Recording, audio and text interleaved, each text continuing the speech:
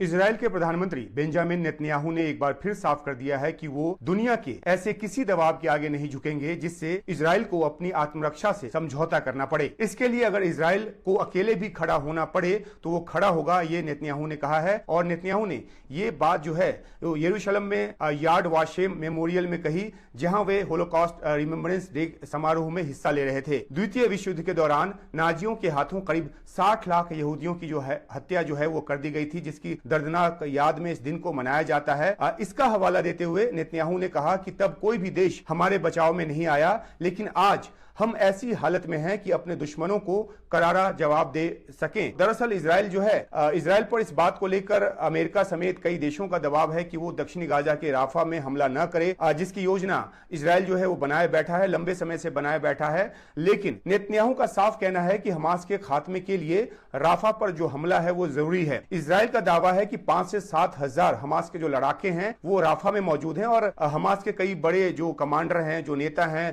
वो वहां पर मौजूद हैं और उनके वहां पे होने की सूचना जो है इस बात की तस्दीक जो है इजराइल की तरफ से की जाती है। और जो नेता वहां मौजूद है उसमें हमास का जो सैन्य प्रमुख याहिया सिनवार है वो भी शामिल है। लेकिन राफा में करीब 15 लाख फिलिस्तीनी भी हैं। इनमें से अधिकतर इजराइल के भारी हमलों के दौरान उत्तरी और मध्य गाजा से भागकर यहां पर आए हैं।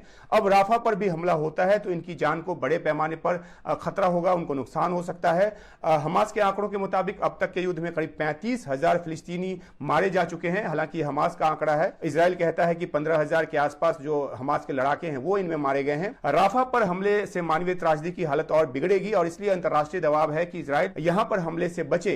लेकिन नेतन्याहू पहले ही साफ कर चुके हैं कि बंधक समझौता हो न हो, इजराइल जो है राफा पर हमले करके ही रहेगा। छिटपुट हमले पहले भी हो रहे हैं जिनमें कई लोगों की जान गई है, लेकिन इजराइल उत्तरी और मध्य गाजा की तरह ही सुदूर दक्षिण में मिस्र की सीमा से लगे शहर राफा पर हमले की तैयारी में है और मिस्र भी इसका पुरजोर विरोध कर रहा है कि यहां पे हमला ना हो। लेकिन नेतन्याहू का ताजा बयान उनके पुराने रुख को दर्शाता है कि हमला होकर रहेगा और जिस तरीके से जानकारी आई है कि पूर्वी राफा को खाली करने की बात जो है इजराइल की तरफ से की गई है, तो एक छोटा जो रूप है हमले का वो अभी देखने को मिल सकता है, एक लिमिटेड जो हमला है वो अभी देखने को मिल सकता है। लेकिन बड़े हमले का जो इंतजार इजराइल इस उम्मीद में कर रहा है कि एक बंधक समझौता हो जाए, बंधक छूट कर आ जाए, तब वो बड़े हमले करेगा। लेकिन ऐसा होता भी नजर नहीं आ रहा और इसलिए निगाह जो है वो राफा की तरफ बना हुआ है और इस मायने से नेतन्याहू का बयान कि दुनिया के दबाव के आगे नहीं झुकेंगे एक अहम बयान है।